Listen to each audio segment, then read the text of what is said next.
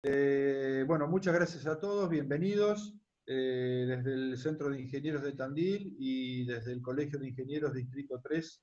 Agradecerle a los expositores, al doctor ingeniero Claudio Lowy y a la doctora Graciela Carciani.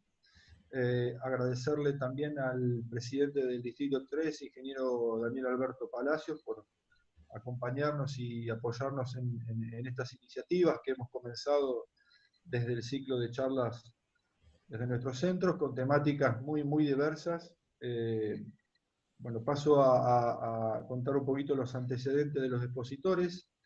La doctora Graciela Carciani es matemática por la Universidad de Ginebra, Suiza, doctora en Ecología Matemática por la Universidad de Tennessee, Estados Unidos, profesora titular de la Facultad de Ciencias Exactas de la Universidad Nacional del Centro de la Provincia de Buenos Aires, investigadora del Instituto Multidisciplinario sobre Ecosistemas y Desarrollo Sustentable de la misma universidad, la UNICEN.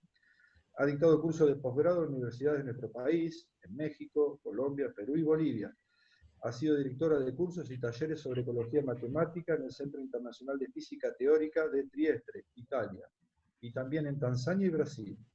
Ha participado en numerosos proyectos de investigaciones nacionales e internacionales. Es experta de la Plataforma Intergubernamental sobre Biodiversidad y Servicios Ecosistémicos, IPBES. Ha publicado numerosos libros y artículos científicos sobre temas de su especialidad. A continuación, luego de finalizada la exposición de Graciela, continuará el doctor Claudio Lowy. Claudio Lowy es ingeniero forestal de la Universidad Nacional de La Plata, máster en Desarrollo Humano Sostenible, Cátedra UNESCO, Universidad Nacional de Girona, doctorado en Ciencias Sociales de la UBA.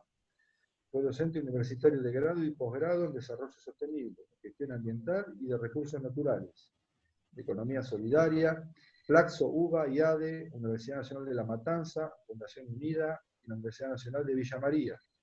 Es investigador independiente y autor de múltiples trabajos referidos a sus temas de investigación.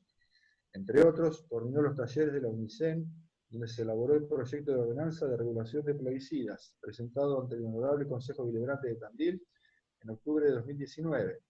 Es coordinador del Nodo Tandil de la organización ambientalista BIOS.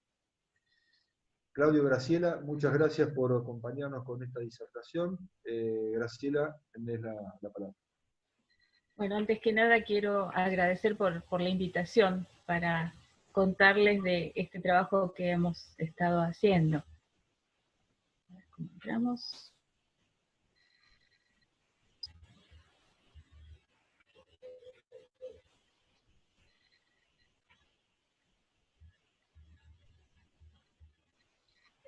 Bien, el trabajo que voy a presentar acá se deduce de dos proyectos de voluntariado universitario que fueron financiados por la Secretaría de Políticas Universitarias del Ministerio de Educación. En estos dos proyectos de extensión universitaria trabajamos con estudiantes y graduados de las carreras de licenciatura en Tecnología Ambiental, licenciatura en Diagnóstico y Gestión Ambiental, y estudiantes del doctorado en Ciencias Aplicadas, Mención Ambiente y Salud, todas carreras de la universidad, con docentes e investigadoras de las facultades de Ciencias Exactas, Ciencias Humanas y Ciencias Veterinarias, en conjunto con la Jefatura Distrital Tandil, el Centro Cultural La Compañía y el colectivo Natural. ¿De qué se trata? La extensión universitaria es en realidad una actividad con la que se establece una relación de la universidad con la comunidad en la que la universidad trabaja, y se la concibe como un diálogo entre la universidad y la sociedad, de manera que ambos actores se vean beneficiados. Entonces no son proyectos de investigación, sino de trabajo con la comunidad.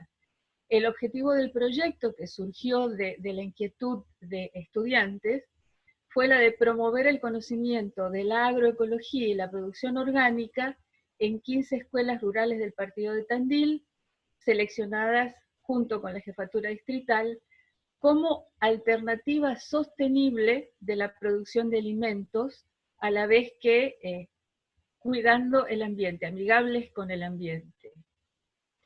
Las metas que tuvimos en estos dos proyectos fueron las de dar a conocer los conceptos de servicios de los ecosistemas, de sostenibilidad, de agroecología y producción orgánica, y dar a conocer a los chicos la importancia de producir alimentos sin deteriorar el ambiente ni la salud de las personas. Dar a conocer los efectos de los plaguicidas y otros agroquímicos sintéticos que se utilizan en la agricultura actualmente, compenetrarse con la realidad local de las escuelas rurales respecto del entorno productivo y muestrear, detectar y analizar la presencia de residuos de plaguicidas en el entorno de los establecimientos escolares para generar conciencia del riesgo. Fundamentalmente les voy a hablar de este último objetivo, de esta última meta de los dos proyectos.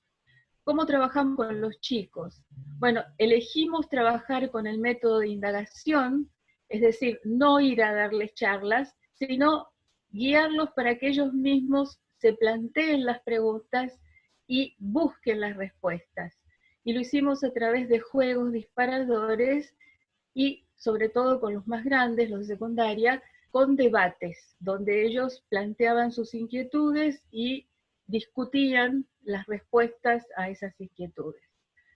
Los juegos fueron variados, desde juegos como el de esta foto de aquí abajo, hablando de alimentación sana, de los productos que se consiguen en la huerta, frutas y verduras, qué es lo que ellos comían, cómo se producían esas verduras, esas frutas, la importancia de los polinizadores, la importancia de las semillas, en fin, todo lo que interviene en un proceso de generación de un alimento.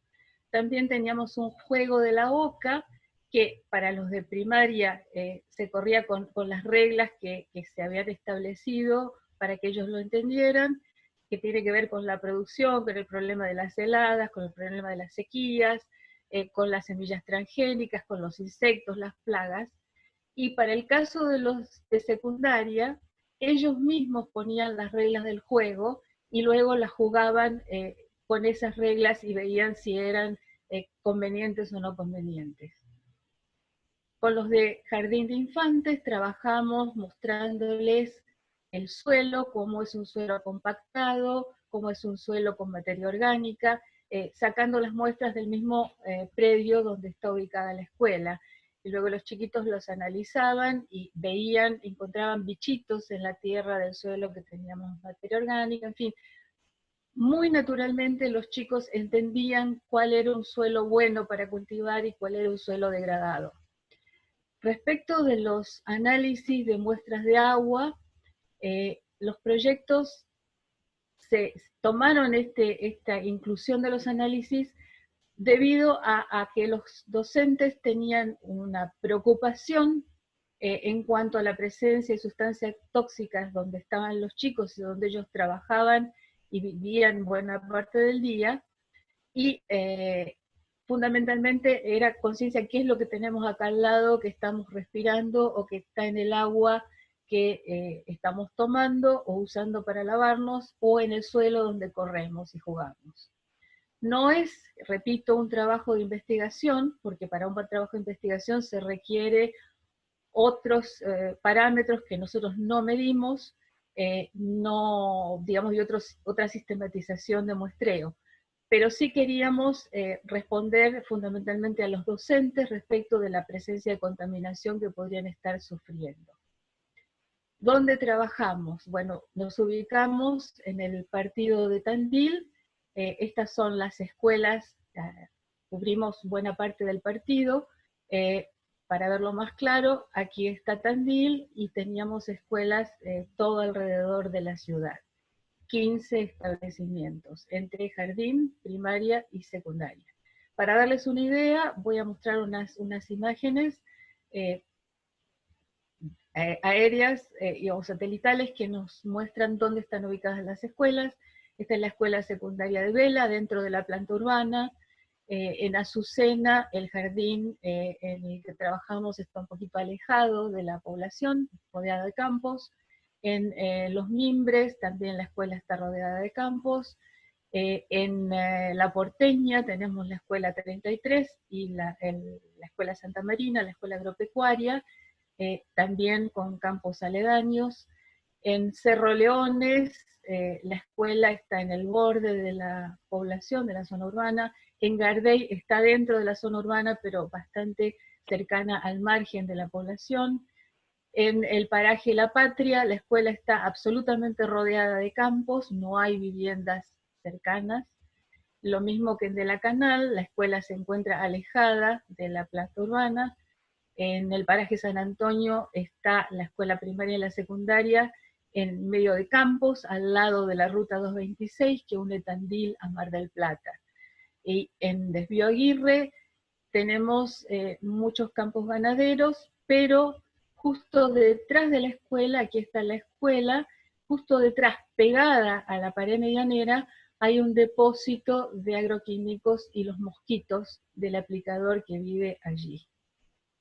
En Fulton tenemos la escuela muy cercana al extremo del campo, bordeada por campos donde se cultiva. En fin, esas son las localizaciones de las escuelas, estas 15 escuelas entre jardín primaria y secundaria. ¿Cómo hicimos los muestreos? Los muestreos de suelo se hicieron en los patios y jardines de las escuelas, lanzando una cuadrícula de metal y donde cayera se retiraba el césped, la vegetación, y se levantaban 5 centímetros de profundidad de suelo dentro de la cuadrícula y se ponía en bolsa y se sellaba. Las muestras de agua fueron tomadas de los tanques de las escuelas que cuentan con pozo. Los protocolos de muestreo, tanto para agua como para suelo, son los del Centro de Investigaciones del Medio Ambiente, el CIMA, ahora es CIM, de la Facultad de Ciencias Exactas de la Universidad Nacional de La Plata. Los análisis fueron realizados en el Laboratorio de Análisis de Suelo, Planta y Agua de la Estación Experimental INTA Balcarce. Los plaguicidas fueron determinados empleando un cromatógrafo líquido de ultra performance acoplado a un espectrómetro de masas triple cuadrupolo. La técnica utilizada para el análisis de plaguicidas es la desarrollada en la misma Estación Experimental INTA Balcarce y que está descrita en los trabajos de Jerónimo y otros autores. En el caso de glifosato y AMPA, la metodología es la descrita por Aparicio, Virginia Aparicio y Okada. A partir de los resultados elaboramos un informe sobre los agroquímicos plaguicidas en las escuelas rurales de Tandil, en el que participamos las docentes e investigadores que trabajaron en el proyecto y en los análisis, Virginia Aparicio y Eduardo de Jerónimo del INTA, y las doctoras Agustina Cortelesi, Soledad Fontarrosa y Adela Tisnés, todas son investigadoras de CONICET. Y estudiantes y graduados de entre los que participaron en los proyectos. ¿En qué consiste el informe? Bueno, hay una primera sección que contiene la descripción de los estudios que se realizaron en escuelas rurales del partido en el marco de estos proyectos, con los resultados obtenidos. Luego decidimos agregar otra sección que contiene los conceptos básicos necesarios para comprender los resultados y comprender los riesgos que estos resultados implican. Desde el significado de toxicidad, toxicidad letal, subletal, toxicidad sincrónica, conceptos de los que se utilizan en la clasificación, los efectos que tienen en la salud estos plaguicidas que se utilizan tanto, y luego también cuáles son los niveles tolerables, cómo se calculan, qué es lo que significan esos niveles de tolerancia en el agua, en los alimentos. En una tercera sección describimos uno a uno los 16 plaguicidas que detectamos en las escuelas rurales del partido de Tandil, sus características, para qué sirven, y los efectos que tienen, no solo en la salud humana, sino también en el ambiente. Todo basado en normativas y reglamentaciones de distintos países y también en trabajos científicos que llegan a esos resultados.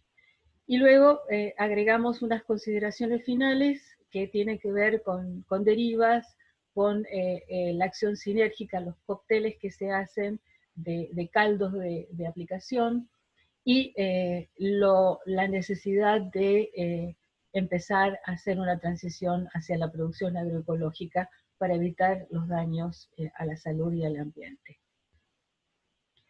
Los resultados que obtuvimos en la detección de plaguicidas en el agua, en cada una de las escuelas de las que se retiró muestra de agua, nos muestra la presencia de todos estos plaguicidas, son 11, y la frecuencia con la que aparecen. Por ejemplo, metsulfuronmetil aparece en prácticamente todas las escuelas, hay una sola muestra que no lo tenía. Tenemos metabolitos de la tracina que aparecen en el agua, el ATZ-tecetil aparece en el 77% de las muestras, el diclosulam aparece en el 67% de las muestras. Y luego tenemos la atracina, el imacetapir, imidacloprid y el triticonazol y el metolaclor, que aparecen en el 44% de las muestras.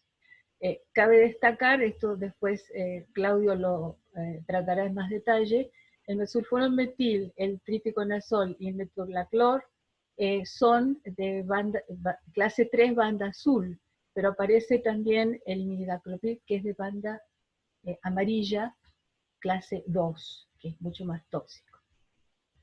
Si lo vemos en su distribución por escuelas, tenemos que en las muestras de agua que obtuvimos en el mes de junio, vamos desde 2 plaguicidas en el agua del jardín de Azucena a 5 en la Escuela de la Patria y en los Mimbres. En las muestras de diciembre tenemos en la Escuela Granja 7 plaguicidas, en la Patria aparecen 6 ahora, en San Antonio son 6 plaguicidas diferentes y en Fulton tenemos 7. Mirando las muestras de suelo, tenemos, bueno, aquí están todos los plaguicidas detectados, con una frecuencia de más del 50%, 5 de ellos, la tracina y su metabolito ATZ-OH, tenemos el glifosato, su metabolito AMPA y 2,4-D, que aparecen en más de la mitad de las muestras. Y luego aparecen con una frecuencia menor, pero sí en el orden de 1/3 de las muestras, el otro metabolito, otro de los metabolitos, el ATZ-decetil y el triticonazol. Nuevamente, tenemos 4 de ellos que son banda azul, clase 3, y 3 que son clase 2, banda amarilla.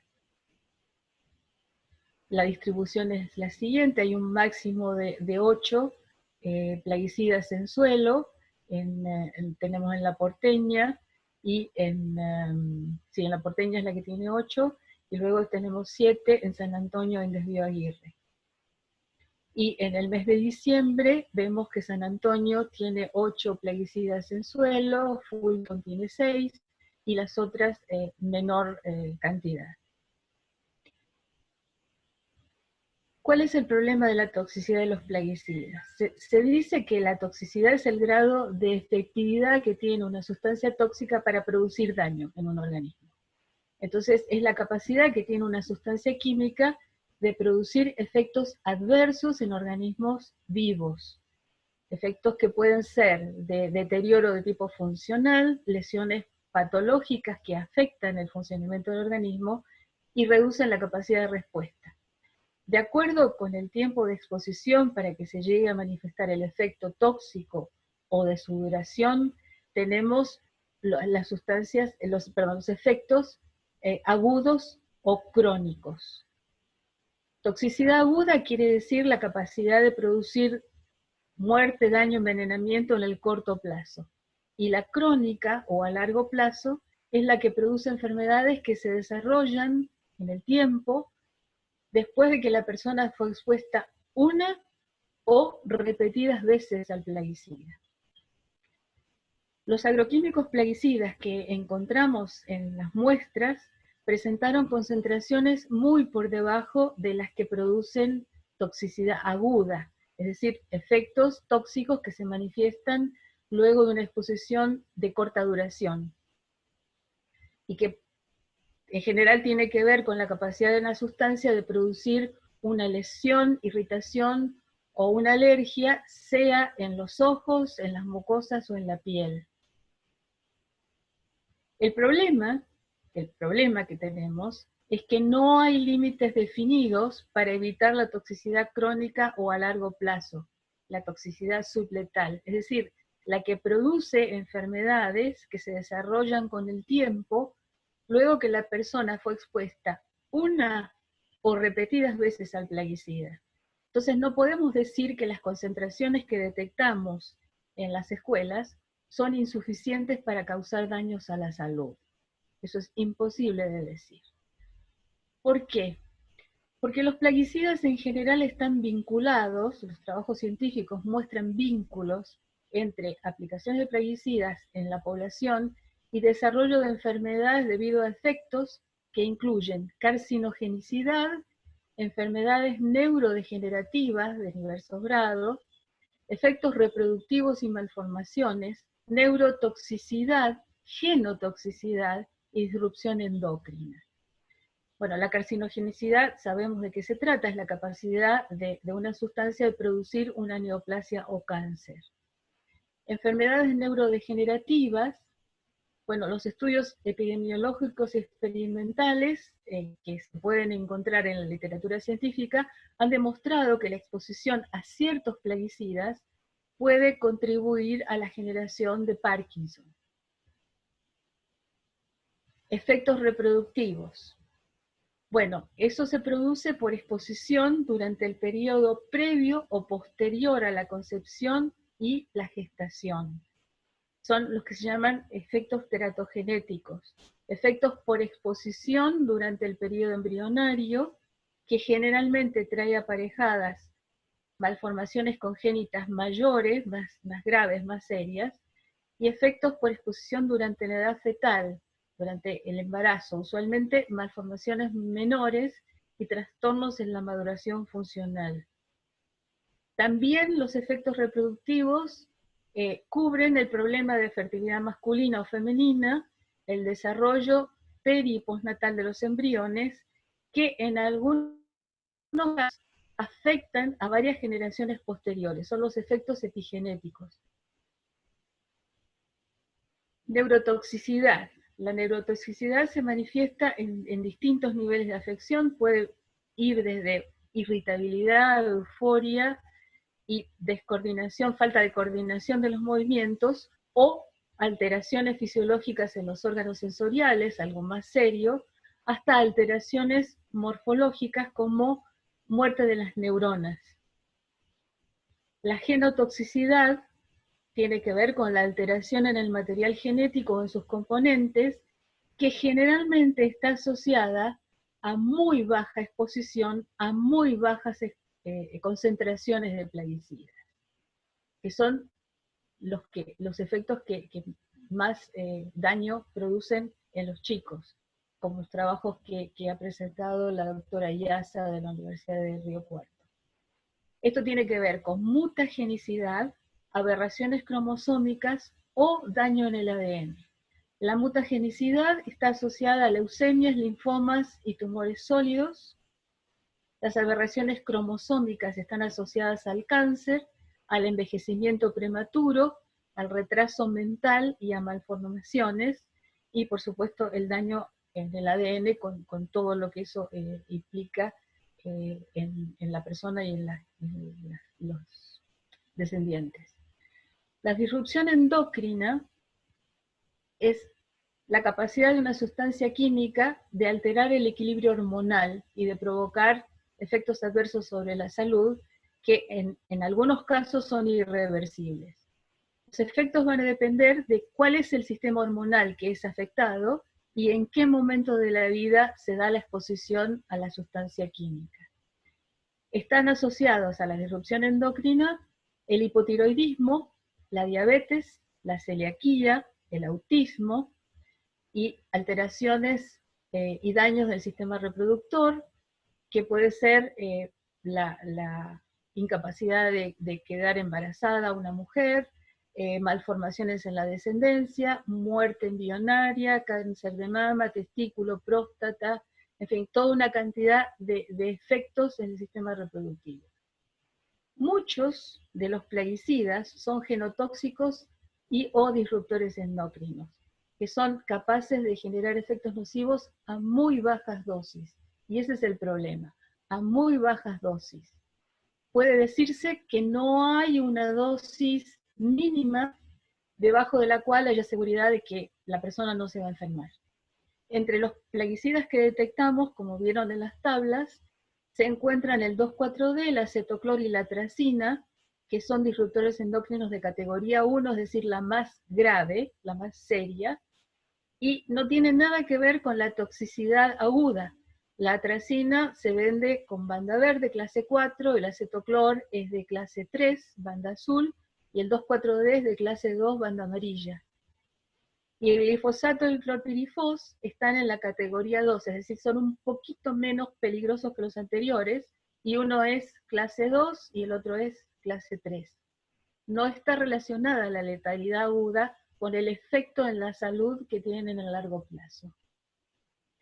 Si miramos una tabla con todos los productos que detectamos y el mecanismo de acción, algunos son neurotoxinas, otros actúan de forma sistémica, bloquean síntesis proteica, es decir, tienen cada uno un efecto distinto, atacan una diferente función del organismo que pretenden eliminar, pero en la salud humana tienen efectos muy variados, algunos son realmente asusta mucho ver todo lo que hacen. Por ejemplo, podemos ver aquí la atracina, que es banda verde, supuestamente los menos tóxicos, es un disruptor endocrino de categoría 1, produce neurotoxicidad de nivel 4, genera bajo peso del feto, así como defectos del corazón, de las vías urinarias y de las extremidades del feto. En el caso, veamos, del 2,4-D, es un disruptor endocrino de categoría 1, como la atracina, neurotoxicidad de nivel 1, teratogenicidad positiva, posible carcinógeno en humanos, efectos reproductivos como oligoespermia, espermatozoides anormales, es genotóxico, está vinculado a Parkinson, produce bronquitis, peribronquitis, neumoesclerosis, es nefrotóxico, hepatotóxico, en fin, son distintas consecuencias que no tienen relación necesariamente con la clase, con la clasificación en cuanto a su toxicidad. Si miramos qué es lo que producen en el ambiente, generalmente los organismos testigos tienen que ver con, se estudian familias de peces, de aves, de insectos, de plancton, lombrices y plantas acuáticas, son generalmente los organismos testigos, y vemos que un mismo producto tiene efectos muy diferentes según el tipo de especie que se está estudiando. Este que es banda amarilla, el dacloprid, tiene baja toxicidad para peces, pero muy alta en aves. Es media en plancton, alta en lombrices y media en plantas acuáticas. Mientras que la atracina tiene un alto efecto en peces, bajo en aves, media en insectos, alta en plancton, media en lombrices, alta en plantas acuáticas. En fin, cada uno de ellos tiene unas características distintas.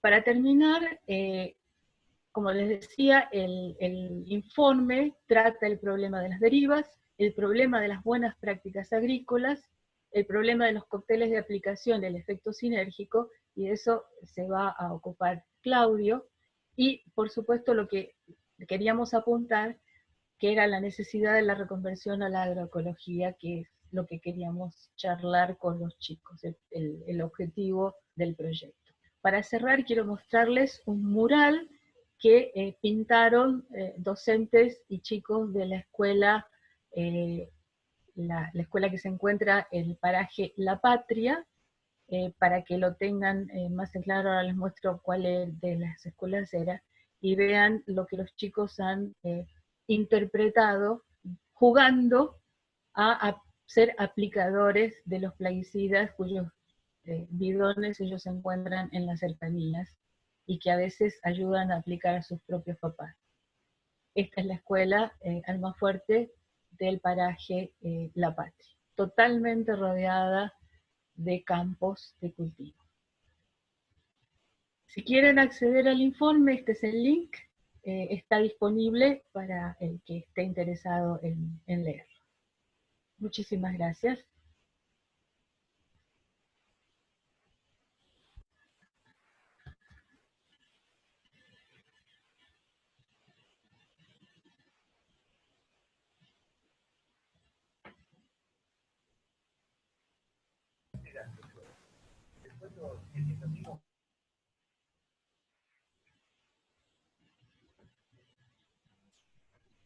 Hola, ¿me escuchás? Hola, hola, hola. ¿Sí me escuchan?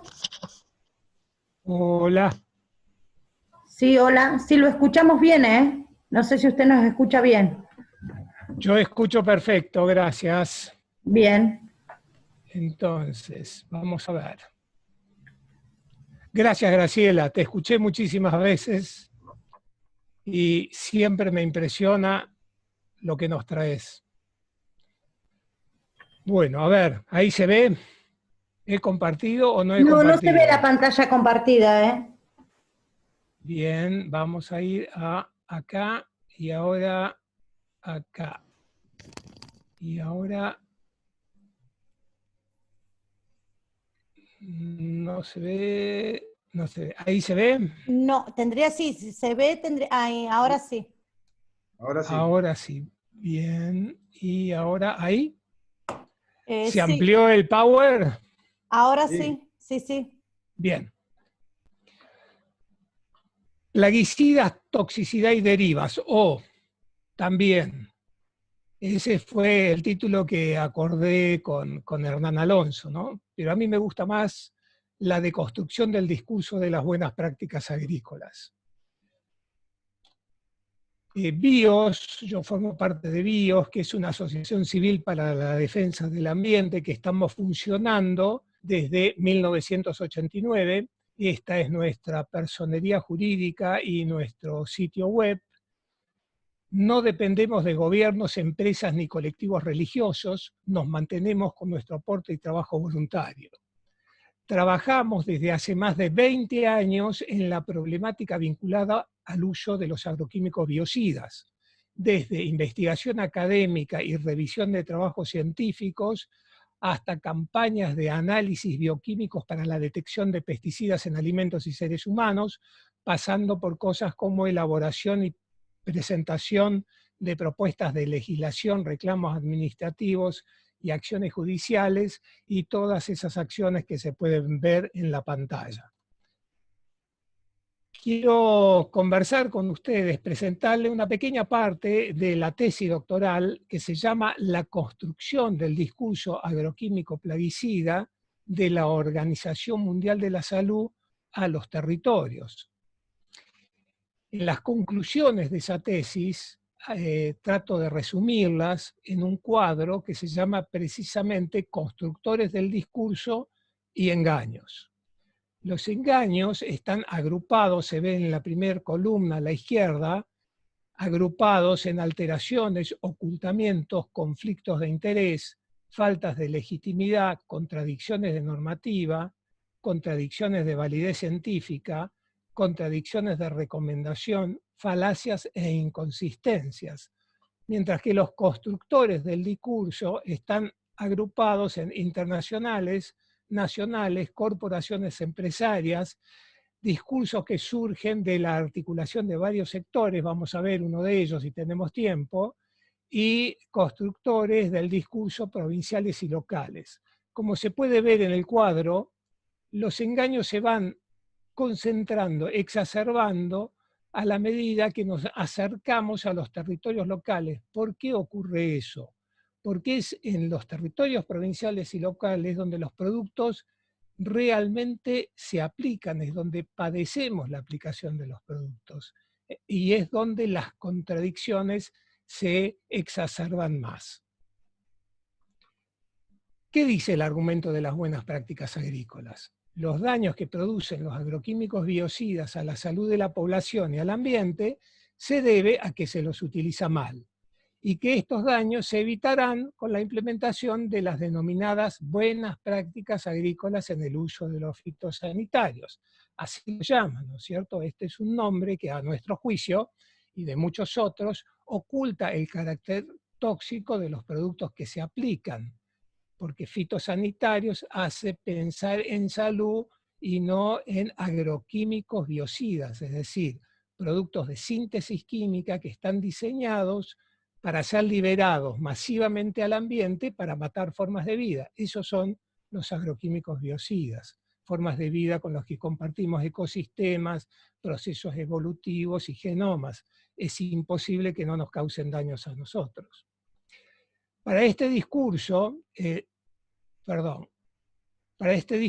la Organización Mundial de la Salud, el Gobierno Nacional, el Ministerio de Agricultura, Ganadería y Pesca, como vuelve a llamarse ahora, el SENASA, las empresas que patentan, producen y comercializan los plaguicidas, como Bayer Monsanto, Syngenta, Dow Chemical, Atanor, YPF, las cámaras empresarias como CASAFE y CIAFA, las asociaciones de productores como APRESID, los gobiernos provinciales, los gobiernos municipales, las legislaturas nacional, provinciales y locales, la justicia, los organismos de control, los ingenieros agrónomos y sus colegios profesionales, los profesionales que realizan las evaluaciones toxicológicas, las instituciones médicas, todos ellos no tienen nada que ver, no tienen responsabilidad alguna. ¿Por qué? Porque todas estas organizaciones, todas estas personas físicas y jurídicas, no realizan prácticas agrícolas. Claramente, la Organización Mundial de la Salud no anda aplicando plaguicidas por ahí, Bayer y Monsanto tampoco, CASAFE tampoco, las legislaturas tampoco, la justicia tampoco, ¿verdad? A veces algún ingeniero agrónomo, pero no como tal, sino por ahí como productor o aplicador. Para este difundido discurso, la culpa de los impactos negativos que producen los plaguicidas la tiene el último eslabón de la cadena, el que realiza las denominadas malas prácticas agrícolas, el que aplica los agroquímicos biocidas en el territorio, preferentemente el trabajador rural. Ese es el que tiene la responsabilidad. Se lo capacita a él y ya está, desaparece los problemas de las plaguicidas. Por supuesto que es cierto que si las aplicaciones se hacen con el viento en dirección contraria de las poblaciones, por ejemplo, los daños que generan los biocidas serán menores que si las pulverizaciones se realizan con el viento a favor de las poblaciones, eso es cierto. Pero eso no significa que las buenas prácticas agrícolas puedan evitar los daños que generan los agroquímicos al ambiente, a la salud de las personas afectadas por la deriva, a los consumidores y a las actividades productivas que no los utilizan. Los agroquímicos biocidas y los riesgos y daños que generan son incontrolables una vez liberados al ambiente y presentes en los alimentos. Los engaños son múltiples. Me gustaría comentarles, en la medida que haya tiempo, los vinculados a la clasificación toxicológica, la deriva, el riesgo toxicológica, el triple lavado de los envases de los formulados y de los centros de acopio y las malezas resistentes. Vamos a ver hasta dónde llegamos. Vos me decías, Hernán, ¿sabés? La clasificación toxicológica. Demostrar que el producto sirve, digamos, tiene... acá se saltó algo.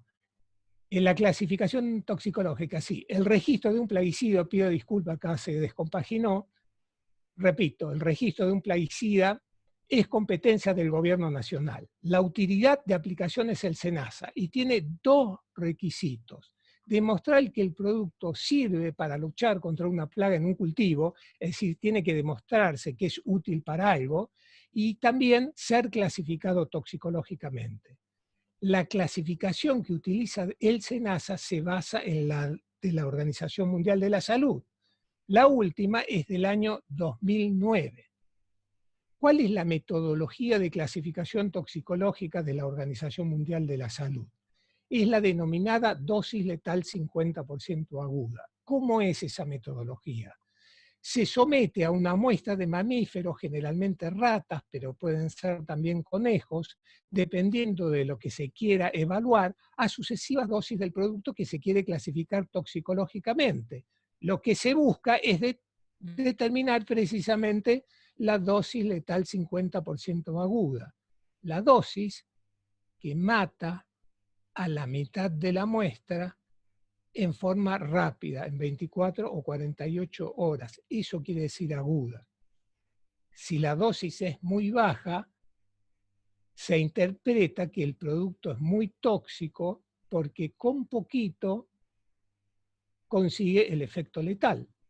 Si la dosis es alta, se interpreta que el producto es poco tóxico porque hace falta mucho para lograr el efecto letal. En el primer caso son las bandas rojas, en el segundo caso son las bandas verdes. En el medio están las bandas amarillas y las bandas azules. Así, la dosis letal 50% aguda clasifica a los agroquímicos plaguicidas en 1A, sumamente peligroso, muy tóxico, banda roja, 1B, sumamente peligroso, tóxico, también banda roja, 2, moderadamente peligroso, nocivo, banda amarilla, 3, poco peligroso, cuidado, banda azul, y 4, normalmente no ofrece peligro, cuidado, banda verde. Las bandas se colocan en las etiquetas de los envases de los formulados que se comercializan, lo cual es muy preocupante, porque, repito, se aplican en los envases de los formulados, no en los caldos de aplicación. Y eso, si tenemos tiempo, estaría bueno verlo un poquitito.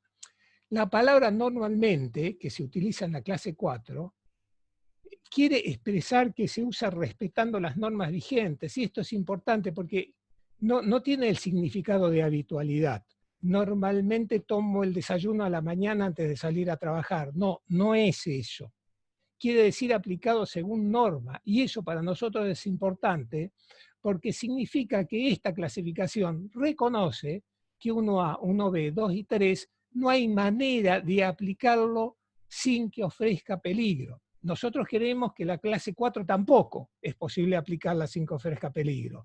Pero lo importante es que esta clasificación reconoce que no hay norma posible, no hay buenas prácticas agrícolas posibles que puedan evitar la peligrosidad de las clasificaciones de 1A, 1B, 2 y 3, es decir, roja, amarilla y azul. Lo que no investiga la metodología de la DL50, que mucho estuvo explicando Graciela, son las toxicidades subletales, es decir, si los productos se enferman pero no matan, las toxicidades crónicas por dosis repetidas, y esto es muy importante. ¿Por qué? Porque la gente que padece las derivas de los plaguicidas suele ser la misma. Padece la deriva del barbecho químico, la deriva preemergente, la deriva postemergente, la deriva antes de la cosecha, de este año, del año que viene, del año pasado. Entonces no es que hay una sola aplicación y ya está. Eso no lo evalúa la dosis letal 50. Las toxicidades retardadas o diferidas, como por ejemplo la carcinogenicidad o las malformaciones congénitas, las toxicidades sinérgicas de varios productos aplicados simultáneamente o en forma sucesiva, o la sinergia con alguna sustancia que ya está en el ambiente, por ejemplo el glifosato hace sinergia con el arsénico, como ocurrió en el norte de la provincia de Buenos Aires, generando un compuesto que es terrible para los riñones, y las toxicidades en bajas dosis como disruptores endócrinos. Por ello, al no considerar estas toxicidades, la clasificación toxicológica de los agroquímicos plaguicidas de la Organización Mundial de la Salud es fraudulenta, porque los hace parecer como mucho menos tóxicos de lo que en realidad son. Y si no, fijémonos, todos estamos más o menos al tanto de los juicios en contra de Bayer Monsanto por el linfoma no Hodgkin, que ya perdió 3 juicios, incluso uno en la etapa de apelación, y tiene que pagar, y tiene comprometido muchos millones de dólares en esos juicios. Bueno, ese linfoma no-Hodgkin no está considerado en la clasificación toxicológica de la DL50 que promueve la Organización Mundial de la Salud y que utiliza el SENASA. Otros motivos por los cuales no es suficiente la clasificación toxicológica de la Organización Mundial de la Salud para cuidar la salud de las personas. Al comienzo de la publicación del 2009, es decir, tengamos en cuenta que ya hace 11 años la Organización Mundial de la Salud nos saca nuevas recomendaciones. Ahí dice, el material publicado se distribuye sin garantía de cualquier tipo, ya sea explícita o implícita. La responsabilidad de la interpretación y el uso del material recaen en el lector. En ningún caso la Organización Mundial de la Salud será responsable por los daños derivados de su uso. A ver, no dice por los daños derivados de su mal uso, dice por los daños derivados de su uso. Y esto ocurre solamente en este caso, en el vínculo entre la Organización Mundial de la Salud, sus recomendaciones y los daños de los plaguicidas, porque en ningún otro caso pasa. No hay una empresa automotriz que diga no nos hacemos responsables del uso de los frenos de tal modelo de auto. No, no existe eso. O un estudio de arquitectura que diga no nos hacemos responsables si alguna casa de este plan de vivienda que nosotros hemos diseñado se cae. No. Eso existe solamente para la Organización Mundial de la Salud. El problema es que el SENASA, los ministerios de Agricultura, el gobierno nacional, los gobiernos provinciales, los ingenieros agrónomos, las corporaciones empresarias, toman como legitimador de última instancia a la clasificación toxicológica de la Organización Mundial de la Salud. Te dicen, impostando la voz muchas veces, no, nosotros nos referenciamos, aplicamos la clasificación toxicológica de la Organización Mundial de la Salud. Nunca dicen que la Organización Mundial de la Salud no se hace responsable. Eso uno lo descubre si lee el detalle de los documentos publicados en inglés. En segundo lugar, la OMS referencia su clasificación en investigaciones desactualizadas y sesgadas, que no son científicas. Para realizar las evaluaciones toxicológicas, la OMS no realiza estudios, sino que convoca a grupos de expertos que analizan estudios realizados por terceros. Por ello es muy importante ver cómo está conformado el grupo de expertos y cuáles son los estudios considerados. En la introducción de las recomendaciones del 2009 dice, la Organización Mundial de la Salud ha tomado todas las precauciones razonables para verificar la información contenida en esta publicación. Lo dice así, en esos términos. Todo lector de esas recomendaciones supone de buena fe que están referenciadas en forma actualizada con estudios científicos. Bien. Sin embargo, para la clasificación del glifosato, cita solamente el trabajo Criterios de Salud Ambiental 159 glifosato, publicado por el Programa Internacional sobre Seguridad Química de la misma organización de 1994. Este informe, como otros de la OMS, no se basa en ensayos de la propia institución, sino en estudios e investigaciones realizados por terceros. Los trabajos más actualizados citados para la clasificación del glifosato son de 1992, lo que implica que la clasificación del 2009, que está vigente para la Argentina, que utiliza el SENASA y para todo el mundo, fue elaborada ignorando las investigaciones realizadas durante los 16 años anteriores al 2009. Recordemos que la aprobación de la liberación comercial de los transgénicos ocurrió en Estados Unidos en 1995 y en la Argentina en 1996, que fue en esos años que debido a esa liberación comercial de la soja RR de Monsanto, la soja Roundup Ready, es decir, resistente al herbicida, al formulado Roundup del herbicida glifosato, ¿sí? Incentivó disparó el uso de este producto, de estos formulados. Simultáneamente, en forma coetánea, empezaron a aparecer muchos estudios de investigadores independientes que daban cuenta de la relación entre el glifosato y las enfermedades generadas por el glifosato. Bueno, todos esos estudios, hasta el 2009, no fueron considerados por la Organización Mundial de la Salud. ¿Quiénes realizaron los trabajos citados? Los informes referenciados se basan principalmente en trabajos suministrados por las empresas interesadas en la producción y comercialización del glifosato y sus formulados. Por ejemplo, 180 fueron realizados y o suministrados por Monsanto. Más de 150 de los informes citados no fueron publicados, es decir, que no fueron sometidos a referato ni crítica de pares, por lo que no se trata de trabajos científicos. Y ahora vamos a tratar de mostrarles estos informes de la Organización Mundial de la Salud. A ver si tenemos suerte. ¿Va bien, Hernán? Hola. Hola, ¿se escucha bien? Sí, sí, va bien, va perfecto. Bueno, vamos a ver. Sí, Claudio, se escucha perfecto. Bueno. Ahí, fíjense. Este es el estudio, ¿sí? Las recomendaciones de la Organización Mundial de la Salud para la clasificación de los plaguicidas por su peligro, por su riesgo. ¿Por qué les quiero mostrar esto? Porque quiero que vean cuál es la última referencia del glifosato que tiene, ¿sí? Es del año 2009. Entonces vamos así, vamos a buscar y ponemos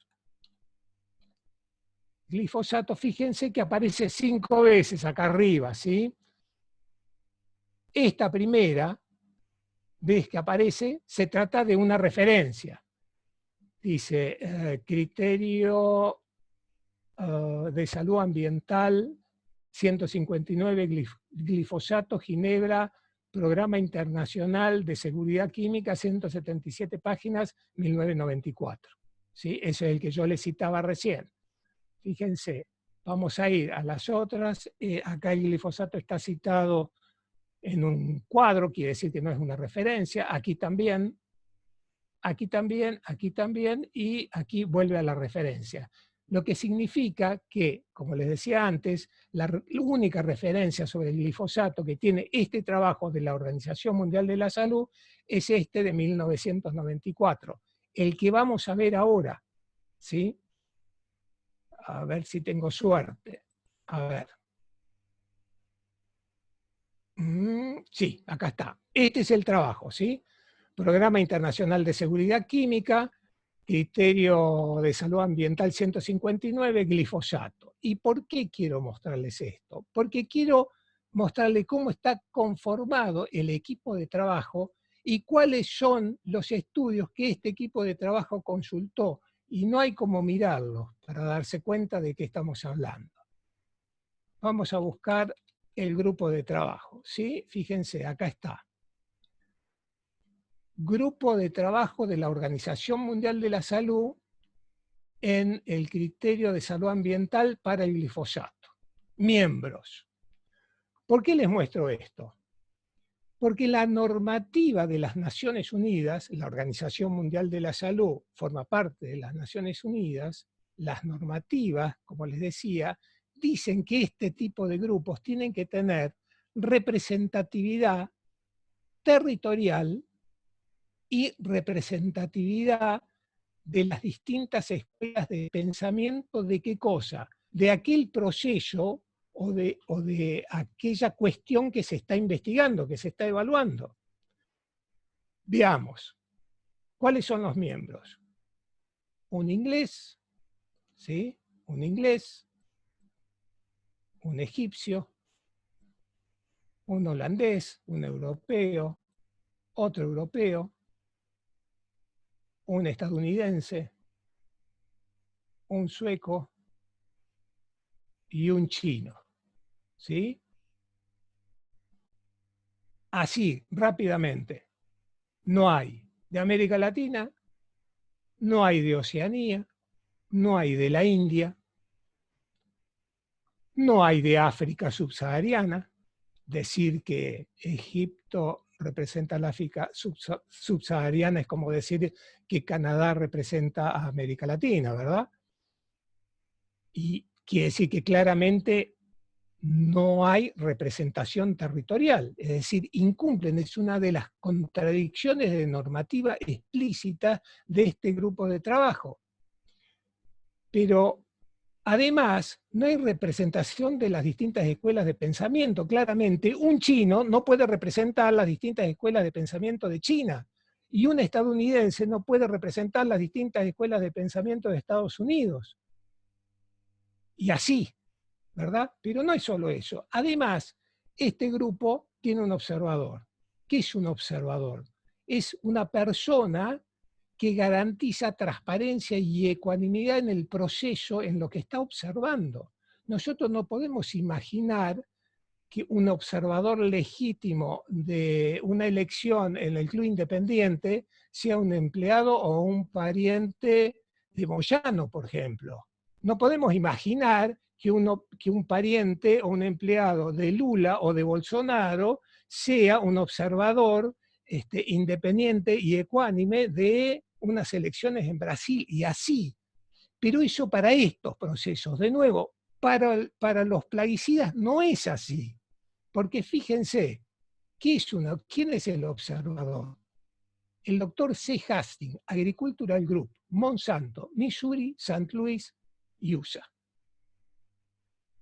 ¿Se entiende lo que estoy diciendo? Pero no es solamente eso. Vamos a ver ahora cuáles son los estudios que referencia este grupo de expertos, ¿sí? Para eso yo voy a poner en el buscador arriba Monsanto, ¿sí? Y con Monsanto me voy a ir a las referencias que están por acá abajo, ¿sí? Fíjense, referencias, ¿sí? Y ahí aparecen pintados de amarillo Monsanto. Yo lo único que voy a hacer, voy a ir bajando el documento para que ustedes vean. Tengo que posicionarme y baja.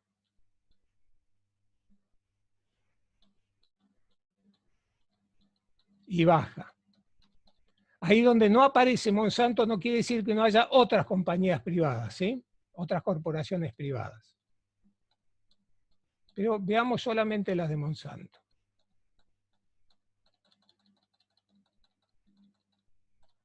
Fíjense, parémonos en cualquier lado, ¿sí? Dice acá Monsanto 1983F. Informe no publicado. ¿Sí? Acá. ¿No? En el próximo. 1983G. Informe no publicado. En el próximo. Informe no publicado. En el próximo. Informe no publicado número tanto, etcétera. Quiere decir, como veíamos antes, que se trata de trabajos que no fueron publicados, que no fueron sometidos a referato, que no son trabajos científicos. ¿Qué quiere decir eso? Que no hay otro investigador en un laboratorio independiente que pueda replicar el trabajo y que pueda llegar a las mismas conclusiones o no. No, vos me tenés que creer. Si yo te digo que es así, vos me tenés que creer. No, eso no es ciencia. Sí, bueno, vamos a salir de acá, si me deja. Vamos a salir de acá, sí señor, y vamos a volver. ¿Cómo ando de tiempo? Y ya es la hora 7, Claudio.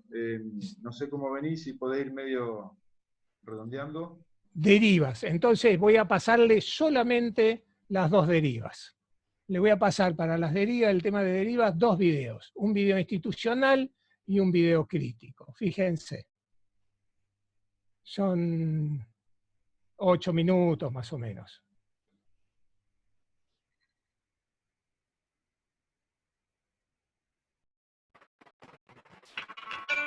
El Ministerio de Agroindustria de la Nación convocó a organismos públicos y privados especializados para elaborar pautas sobre aplicaciones de productos fitosanitarios en áreas periurbanas. El documento elaborado recomienda 100 metros de amortiguamiento para las pulverizaciones terrestres y 200 metros para las aplicaciones aéreas. Para corroborar este documento, se llevaron a cabo 14 demostraciones a campo de pulverizaciones terrestres y aéreas con agua en distintos puntos del país, y se registró con tarjetas hidrosensibles hasta dónde llegaba la deriva bajo diferentes condiciones climáticas. Realizamos aplicaciones terrestres y aéreas bajo condiciones climáticas recomendadas en 5 localidades para comprobar hasta dónde llegaba la deriva.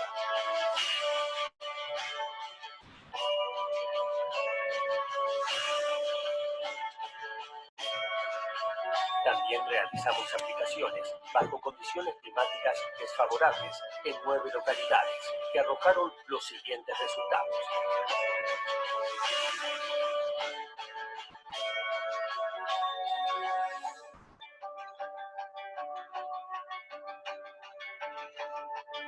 Más de 3.000 personas comprobaron que la deriva en las aplicaciones terrestres llegó como promedio a 20 metros, y en las pulverizaciones aéreas el promedio fue de 45 metros.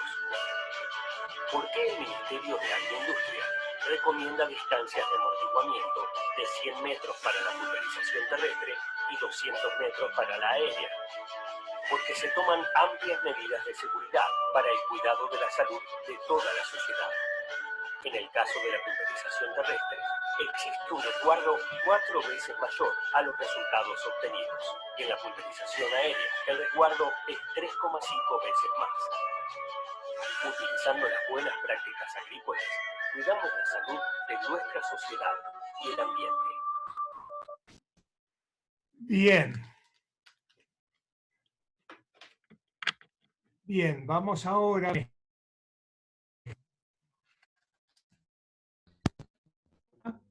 ¿Me escuchan ahí? Hola. Sí, se escucha bien, ¿eh? Bien, bien. Entonces ahora vamos a salir de acá. Tengo que ver cómo salgo. A ver, acá está. Y vamos a entrar con el video crítico de este video.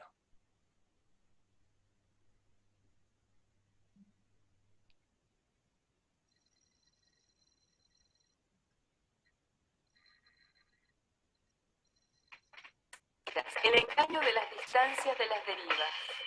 A partir del año 2012, el Ministerio de Agricultura, Ganadería y Pesca de la Nación difundió durante varios años el documento Pautas para las aplicaciones periurbanas de fitosanitarios, que recomienda 100 metros libres para las aplicaciones terrestres y 200 metros libres para las aéreas. En el año 2017, el ahora Ministerio de Agroindustria de la Nación reactivó dicho documento con un video. Para la elaboración del documento original, el Ministerio convocó principalmente a corporaciones empresarias privadas y a organizaciones académicas, instituciones gubernamentales y colegios de profesionales vinculados a la promoción del uso de los pesticidas. No participaron médicos ni representantes de los vecinos afectados por la deriva de las aplicaciones, de los trabajadores rurales, de los consumidores, de las organizaciones ambientalistas no gubernamentales, ni de los sectores académicos y de organismos públicos que se oponen al uso de estos productos y promueven la agroecología. Pretendiendo corroborar la recomendación de 100 metros libres de aplicaciones terrestres y 200 metros libres de aplicaciones aéreas, se llevaron a cabo 14 demostraciones a campo en distintas poblaciones del país, que fueron engañosas por varios motivos. Las pulverizaciones se realizaron con agua, que no deriva ni evapora de la misma manera que los caldos pesticidas. Se usaron tarjetas hidrosensibles ubicadas a distancias progresivas de la línea de aplicación, pretendiendo demostrar la deriva terrestre y aérea. Las tarjetas hidrosensibles no registran la deriva de los pesticidas cuando se gasifican. Con las tarjetas hidrosensibles, que solo pueden registrar sustancias en estado líquido, se pretendió demostrar que la deriva de las aplicaciones terrestres alcanzaba un promedio de 20 metros y las aéreas un promedio de 45 metros. Tampoco se registró la deriva secundaria, que ocurre 24 horas después de la aplicación, ni la terciaria, que ocurre desde las 24 horas después de la aplicación hasta varios meses o incluso años después. Más de 3.000 personas fueron engañadas con esta metodología fraudulenta. La propuesta del Ministerio de Agroindustria busca privilegiar los intereses corporativos privados por encima del cuidado de la salud de la población y del ambiente. Contradice el artículo 41 de la Constitución Nacional y los principios de la Ley General del Ambiente número 25.675.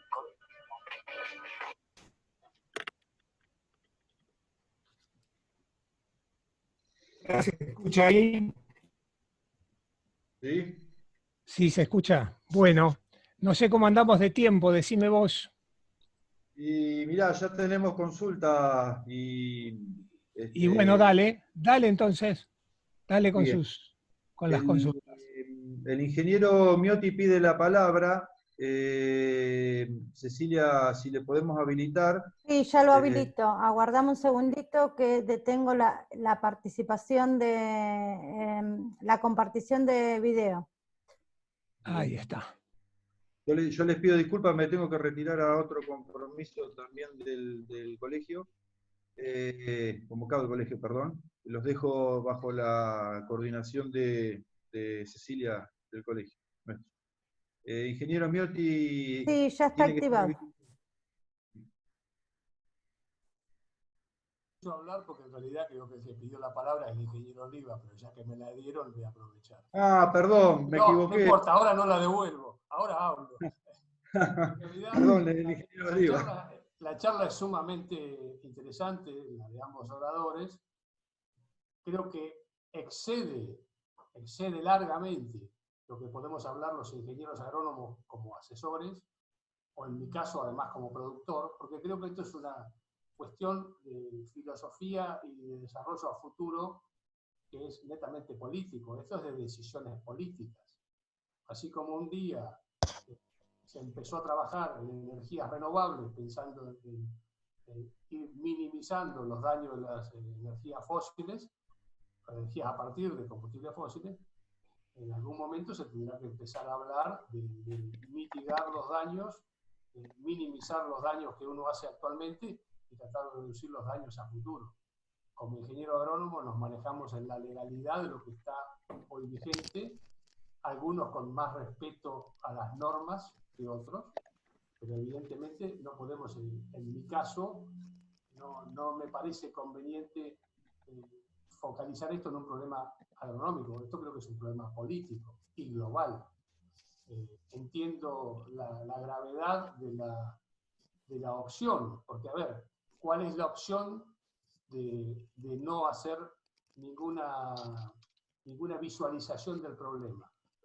Cuanto más demoramos la visualización del problema, más lejano será el inicio de la tecnología alternativa. De pronto hay lugares donde algunas malezas se combaten de otra manera, con mecanismos eléctricos, con otro tipo de mecanismos. Bueno, escapa a nuestra capacidad de discusión, más allá de que el ingeniero Oliva pueda hablar, que seguramente lo hará, sobre las aplicaciones. Aún en este esquema actual se hacen barbaridades mucho mayores que la aplicación de productos por sí mismos. O sea, no solamente se aplican productos que a lo mejor en el futuro no se deberían aplicar, o tal vez hoy ya no se deberían aplicar, sino que además se aplican muy mal e irresponsablemente. Digo, pero lo que los oradores están planteando, me parece, y el señor Claudio Lowey a levantar la mano, algo dirá, creo que esto excede a nosotros, y ojalá las leyes fueran perfeccionando qué vamos a hacer con la agricultura, qué vamos a hacer con la alimentación, y que el marco sea cada vez más restrictivo y que el profesional sea el responsable, no solamente, como bien se dijo, el aplicador, que puede ser el peón que conduce la pulverizadora. Así que bueno, aproveché a hablar, aunque no lo había pedido, gracias igual. Bueno, apelamos al poder de síntesis de los que preguntan y los que responden, así todos pueden participar. Que pregunten. Después contestamos, si estamos más o menos en la misma línea, contestamos después. Ingeniero Oliva tiene habilitado el micrófono. Bueno, primero agradecer a los especialistas, a Claudio Lowey. Nos volvemos a ver por segunda vez. y a Graciela también. Quiero comentarles desde dónde voy a hacer los comentarios que voy a hacer. Yo soy el ingeniero Oliva, especialista en pulverización agrícola, soy un referente técnico del sector, soy asesor de cámaras de aplicadores, no de cámaras de formuladores. Por supuesto que, como bien dijo el ingeniero Miotti, yo no tengo herramientas para debatir o convalidar lo que ustedes propusieron. En mi ámbito de investigación y desarrollo es absolutamente otro, que es la tecnología de aplicación. Yo no voy a convalidar la habilitación que hace SENASA, dado que no tengo cómo hacerlo. No tengo el conocimiento mínimo necesario. Tampoco puedo asegurar los riesgos de bioacumulación que puede suceder con las mezclas que se hacen y el nivel de prescripción o la calidad de la prescripción agronómica que hacen mis colegas agrónomos. Dicho esto, sí debo dejar sobre la mesa algunas inquietudes que me surgen respecto a la presentación que hicieron.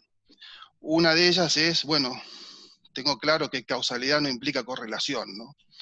Entonces, cuando hablan de los riesgos de peligrosidades o de mal uso de fitosanitarios o agroquímicos, o como quieran llamarlos, o químicos, también hay que tener presente que los máximos índices de problemas de cáncer se dan en provincias que no son agrícolas, como La Rioja o Catamarca. El otro tema interesante a analizar en este debate sería por qué las sociedades que más agroquímicos usan por unidad producida, como Estados Unidos, aumentan la expectativa de vida. Usan 3 veces más que nosotros agroquímicos, y lo usan seguramente mal, igual que acá. Entonces son debates que debemos conocerlos, más allá de que, insisto, yo no convalido lo que hace SENASA, de hecho, hasta tengo dudas de cómo lo hace, lo mismo que ustedes.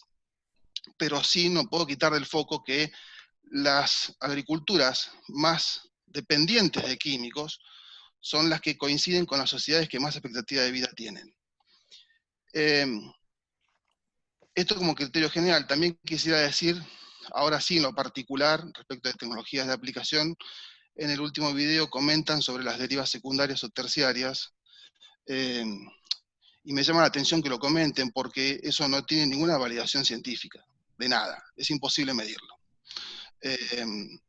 Y nada más que eso, y agradecerles nuevamente, y me encantaría realmente con Claudio.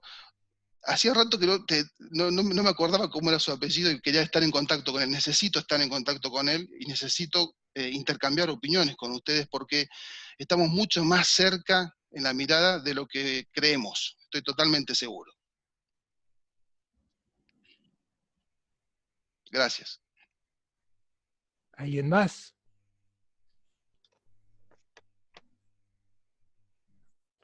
Bueno, si les parece, me animo a contestar, si te parece, Graciela.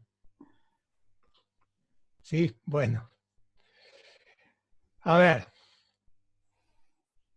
una de las cosas de las que nosotros siempre insistimos es que el argumento de las buenas prácticas agrícolas le echa la culpa al último eslabón de la cadena. Y eso está muy bien que lo haga la Organización Mundial de la Salud, el SENASA, el Colegio de Ingenieros Agrónomos, los Ministerios de Agricultura, los jueces, etc. Pero no está bueno que le hagan los que aplican los plaguicidas en los territorios. ¿Por qué? Porque se están echando la culpa a ellos mismos.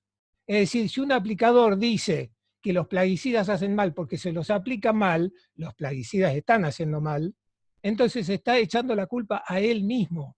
Lo que toda esta lucha que nosotros tenemos, la estamos llevando adelante para tratar de hacer la reconversión hacia la agroecología. Y no es que se van a quedar sin trabajo los ingenieros agrónomos, van a tener muchísimo más trabajo que antes. ¿Por qué? Porque en vez de gastar en insumos, los productores van a tener que gastar en conocimiento y en mano de obra. Y aquí, si me permiten, quiero pasarles, no sé si se ve, me parece que no se ve. A ver, quiero conversar con ustedes de la, ¿cómo se llama? No sé por qué no me abre. Quiero conversar con ustedes una... Ahí está, ahí comparten.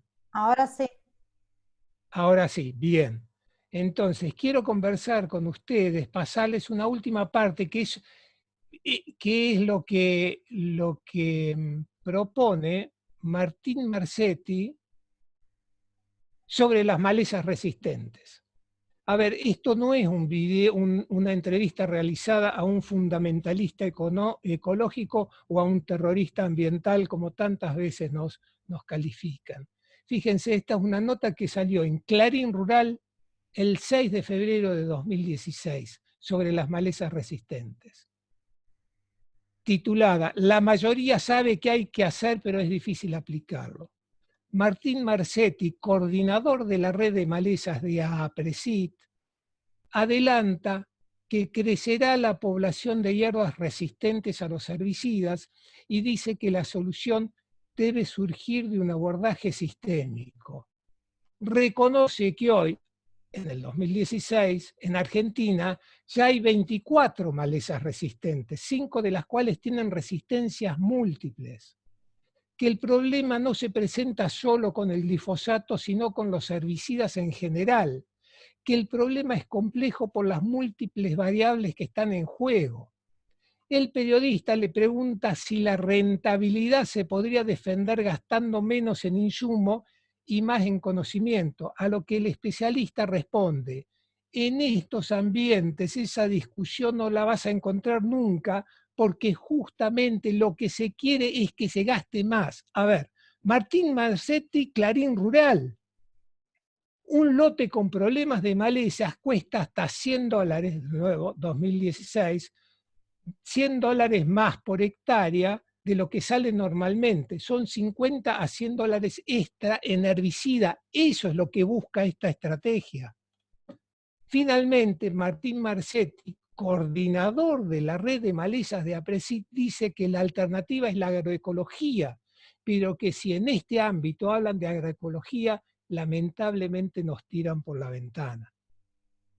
No sé si eso responde un poco, por lo menos, a la inquietud que fue planteada.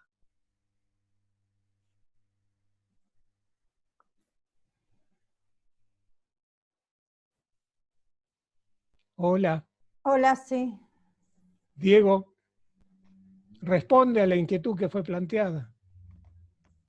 Primero, gracias, Claudio. Lo conozco a Marsetti. He tenido más de un debate con él y está en la misma línea argumental que expusiste. Lo reconozco. Por supuesto que mi mirada tiene que ver desde el aplicador y tal como decías, que más quiere el aplicador que trabajar con un producto seguro, ¿no? Hacerlo bien y con un producto seguro. Ahora, es función del aplicador aplicar bien, no analizar el riesgo del producto con el que le van a trabajar, justamente. Es decir, por eso te decía que estamos más cerca de lo que efectivamente creemos. Ya que un aplicador tranquilamente podría aplicar un bioinsumo, un Bacillus thuringiensis. El otro debate que debemos darnos es, y con justo motivo, es si es posible una agricultura exceptuada o libre, completamente libre de fitosanitarios. Porque además, en el medio, es un medio de subsistencia, ¿no? de gran parte de la estructura pública y del productor. Entonces, ¿cómo es la evolución o el proceso? Yo no lo tengo claro. Sí tengo claro que si hubiese que entrar en debate respecto de la peligrosidad de los fitosanitarios, el debate es con el SENASA, como bien me dijiste en el anexo de la Cámara de Diputados hace 7 años. ¿Te acordás de esto, no es cierto? Sí, claro que sí. Entonces, te pasé todos mis datos y nunca te contactaste.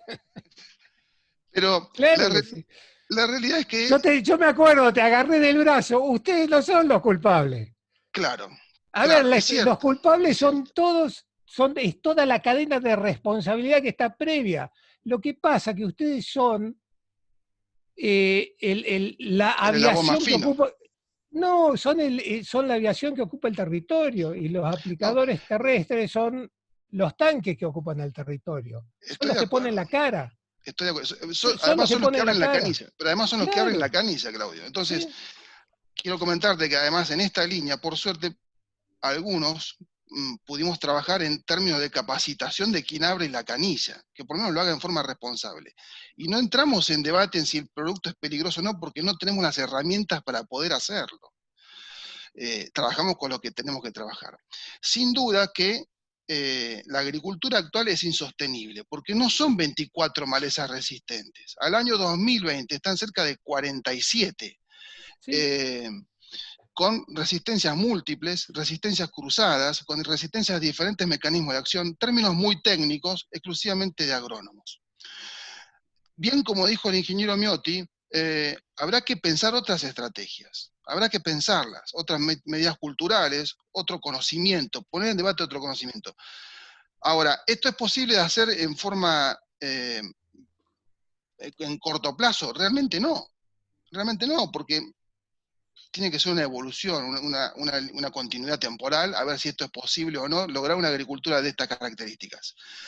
Segundo, que más o menos, la información que más o menos manejamos, algunos ámbitos de investigación científica vinculada a la aplicación, porque nosotros también debemos reconvertirnos a conocer cómo trabajan otro tipo de otro tipo de insumos, no solamente insumos químicos, ¿no? Entonces, sabemos que la reducción en la producción podría ser muy importante, muy importante. Por supuesto, lo que le da poca sustentabilidad a este proyecto de pasarse a una agricultura agroecológica. Dejo la palabra al ingeniero Miotti, que está con ganas de hablar por la cara que hay que me está poniendo, así que se lo dejo a mi amigo Tito. Permite el hospedador, pero quisiera dejar una anécdota que vengo discutiendo en las reuniones con el Ministerio, donde obviamente me escuchan y me dejan pasar, como el loquito del barrio, pero lo vengo discutiendo. En primer lugar, cuando en el año 1991 se aprobó la ley de la receta agronómica, en el 91 yo me anoté en el colegio vendía las recetas, después se discontinuaron, ahora estaba la digital, también se discontinúa la fiscalización. No se discontinúa la receta, pero se discontinúa la fiscalización. Y sin embargo se hace mucha presión con los envases vacíos, que me parece perfecto que se controlen los envases vacíos. Pero el envase contiene, si tiene un buen triple lavado, el 1% del contenido. Y no hay fiscalización sobre la aplicación del 99% restante. Entonces, además de que estamos aplicando cosas porque el sistema productivo nos impone usar esto, además no estamos controlando ni cómo se aplica, ni quién lo aplica, ni cuánto se aplica, ni si es necesario aplicarlo. Y esto implica, creo que un primer paso para acotar los daños, y después una gran movida para llevar ese camino gradual que menciona el ingeniero Oliva, hacia un cambio del sistema productivo. Porque nosotros, los que operamos en la profesión, donde operamos durante muchas variables de la producción agropecuaria, no solamente la aplicación de agroquímicos, algunos ni aplican agroquímicos, tienen otro ámbito de especialización, nosotros podemos manejar lo que hay en el sistema, lo que está legalmente aprobado. Por lo tanto, esta migración, que en algún momento será, ojalá fuera antes de lo que a veces los tiempos políticos imponen, esto, cuando hablo de decisiones políticas no es de un partido, es toda una confluencia política, no es partidario, en un momento dado tendrá que llevarse por las medidas de inducción, de coerción y en última instancia de imposibilidad de comercializar los productos hacia un modelo reproductivo diferente. Esa será la única forma. Por supuesto que nosotros desearíamos manejar otras cosas y no estos agroquímicos. Y cuando proponemos que el Ministerio fiscalice las aplicaciones y exija las recetas, es porque queremos mejorar la trazabilidad de lo que se está usando. Y eso seguramente va a reducir parte de los usos. Y que yo creo personalmente que es una vergüenza que no se exija la receta para aplicar el agroquímico y después se fiscalice un bidón vacío que tiene el 1% de todo lo que se aplica. Estamos perdiendo tiempo, gastando recursos y no se mejora el problema, al contrario. Coincidimos con los dos oradores. Este es un camino que hay que transitar. Nosotros no sabemos cómo, no lo podemos hacer individualmente. Cualquiera de nosotros en la profesión que nos negáramos a asesorar a los productores agrícolas usando agroquímicos, quedaríamos rápidamente fuera del sistema. De hecho, muchas veces hemos perdido a algún cliente por no convalidar sus deseos del exceso de aplicaciones o el exceso de aplicaciones agroquímicos, fertilizantes químicos, etc. Hemos perdido clientes por tratar de ser más racionales. Coincidimos con los oradores, no nos enfrentamos. Bien. Si no hay nadie para hablar, tengo muchas cosas para decir yo. Solo una cosa más, Claudio, perdón, solo una cosa más. Dale, dale, dale. Reforzando lo que decía el ingeniero Miotti, y comparto plenamente todo lo que dijo, la utopía de la buena práctica, ¿no? Porque empezamos por el final en lugar de por el principio, que el principio debería ser una correcta prescripción agronómica, que ante la visita de un especialista, supongamos especialista agrónomo, a un cultivo, y luego de arbitrar todas las medidas posibles de control, termine en un tratamiento químico, que por lo menos si lo debe hacer, que sea con el conocimiento de un profesional, y que además exista una base documental, una receta agronómica de aplicación con una prescripción bien hecha. ¿Por qué digo la utopía? Porque cuando cruzamos la información de la cantidad de fitosanitarios que se usan respecto de cuántas recetas ya dando vuelta en la provincia, por lo menos, no llega al 1% de las prescripciones que se hacen. Entonces, el resto son intenciones, y esta es la verdad. Es decir, mucha de la agricultura que se hace, y esto hay que ponerlo con total claridad, es por recomendación, por fecha, pulverización, por convenio, por oportunidad comercial, haber comprado un químico barato. Entonces, yo creo, igual que supongo que pensará el ingeniero Miotti, y que los que estamos acá presentes, es que debería empezar desde una labor profesional responsable un tratamiento químico, ¿no? Por lo menos una decisión en disminuir el umbral de daño económico, ¿no? Llegar a una dosis de recomendación mínima que controle ese nivel poblacional. Nunca una dosis determinante, ¿no? Una dosis de alta concentración que elimine el activo biótico, bueno, no importa eso, pero sí que debería haber una labor profesional precedente a un tratamiento químico, cosa que no existe ni en la provincia ni en el país. Nada más, gracias. Ahora sí, no quito más la palabra. Bien, hay Silvano de la Canal, en el chat puso, disculpen la pregunta, ustedes como profesionales en toda el área, ¿podrían dar un consejo o alguna solución a este tema? Son muchos años de estudios y me encanta el debate que se da, pero no observo una solución a corto plazo, más que una capacitación a estudiantes y población, lo que lamentablemente sigue sufriendo las consecuencias porque como dice Claudio, se supone que si hay 24 malezas resistentes deberían utilizarse plaguicidas más resistentes. No sé si se entendió, está en el chat. Sí, sí, perfectamente. A ver, yo siempre me asombré de esta idea de luchar en contra de las plagas con plaguicidas. Siempre me asombré de cómo hicieron dominar esa idea, ¿no es cierto? Nosotros sabemos perfectamente, a ver, ¿qué es una plaga? Digamos, los glosarios internacionales definen plaga como especie o individuo que está en un lugar o en una población donde los humanos no quieren que esté. Esa es la definición internacional de plaga. ¿Qué es un plaguicida? Es un agroquímico plaguicida, ¿sí? No estamos hablando de plaguicidas biológicos. Un agroquímico plaguicida es un producto de síntesis química diseñado para ser liberado masivamente al ambiente para matar formas de vida con las que nosotros compartimos historia evolutiva, contexto ecosistémico, ¿no? Y genoma. Es imposible que no nos hagan daño a nosotros esos productos. Pero por el otro lado están las plagas resistentes, que es algo parecido para imaginar lo que estamos haciendo, ¿no es cierto? El contexto de los establecimientos sanitarios. Lo peor que te puede pasar si te tenés que internar en un hospital o una clínica es que te agarre una enfermedad intrahospitalaria. ¿Por qué? Porque el microbio, el microorganismo que te agarra, se aguanta todo. Bueno, es lo que está pasando con las malezas y con las plagas resistentes. Por supuesto que va a pasar eso. ¿Cómo pensaron que si pasa entre cuatro paredes no iba a pasar al aire libre?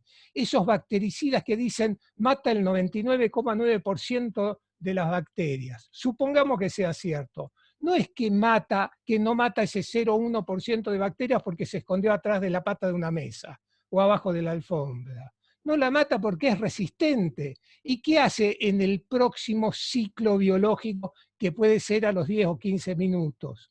Ocupa todo el nicho de la bacteria. Por suerte hace eso, porque la vida funciona así. Imaginemos en qué mundo estaríamos viviendo si realmente los seres humanos estaríamos en condiciones de eliminar absolutamente algún organismo que nosotros creemos que no tiene que estar. No nosotros. ¿Cuántos seremos? El 1 por millón de la población, porque a mí no me preguntan, a ustedes tampoco les preguntan. No es los humanos, es una mínima porción. El problema que tenemos nosotros es que lo aceptamos. Con respecto a la reconversión, que hubo varios, ¿cómo solucionamos? Nosotros estamos peleando intensamente en las poblaciones para lograr espacios libres de aplicación de plaguicidas alrededor de los lugares donde la gente desarrolla su vida y lugares que hay que proteger, como por ejemplo los pozos de agua, los acuíferos, las fuentes de agua, etc. ¿Para qué? Para iniciar ahí la reconversión hacia la agroecología.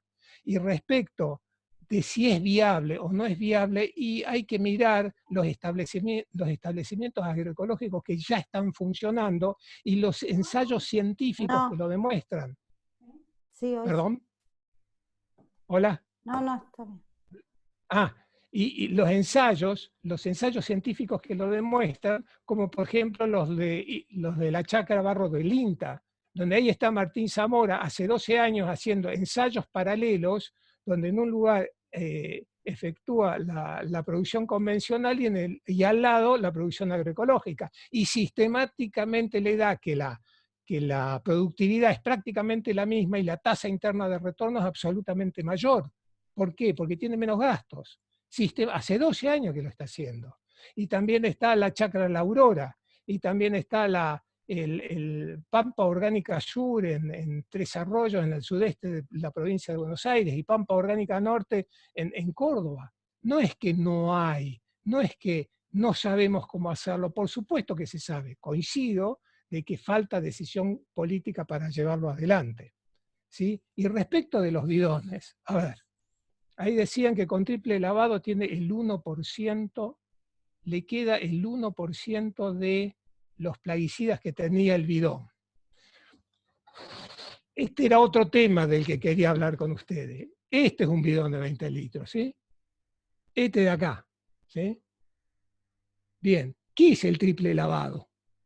El triple lavado implica que el productor da vuelta el bidón sobre el tanque del mosquito, sobre el tanque del avión, hasta que escurre el líquido y el líquido empieza a ser discontinuo. Después de eso tiene que dejarlo 30 segundos más, ¿sí? Y en ese momento lo da vuelta, lo carga, si es de 20 litros, con 5 litros, lo tiene que tapar, y este bidón, que es como si fuera una pesa de 6 kilos, tiene que sacudirlo enérgicamente durante 30 segundos. No les quiero hacer contar 30 segundos, pero lo invito a cualquiera de ustedes que lo haga. Tiene que volver a darlo vuelta encima del tanque, dejar que escurra, y cuando el chorro deja de ser continuo, esperar 30 segundos más. Y eso lo tiene que hacer 2 veces más, 3 veces en total, por eso es triple lavado, ¿sí? Es un trabajo que lleva mucha energía y lleva mucho tiempo, por lo menos son 5 a 6 minutos por bidón. Un productor, decime Diego o quien fuera, si estoy equivocado, que en promedio utilizan 40 bidones por día.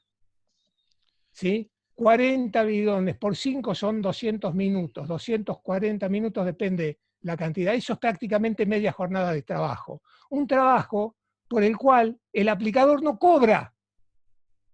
¿Y qué tiene que hacer después con esos bidones? Agujerearlos y llevarlos a un centro de acopio transitorio, donde se los va a recibir una persona, supuestamente con un traje, que no tiene ninguna posibilidad de controlar si fue sometido a triple lavado o no. Así que es altamente probable que no haya sido sometido a triple lavado. El problema es que estos bidones de plaguicidas son residuos peligrosos, clasificados así, por la ley nacional y residuos especiales por la ley provincial. Y está sometido a restricciones en el transporte y en el tratamiento. Sin embargo, cuando salen de ese centro de acopio, dejaron de ser residuos peligrosos, entonces pueden ser chipeados y tratados y reciclados como si no lo, y transportados como si no lo fueran, generando situaciones peligrosas impresionantes.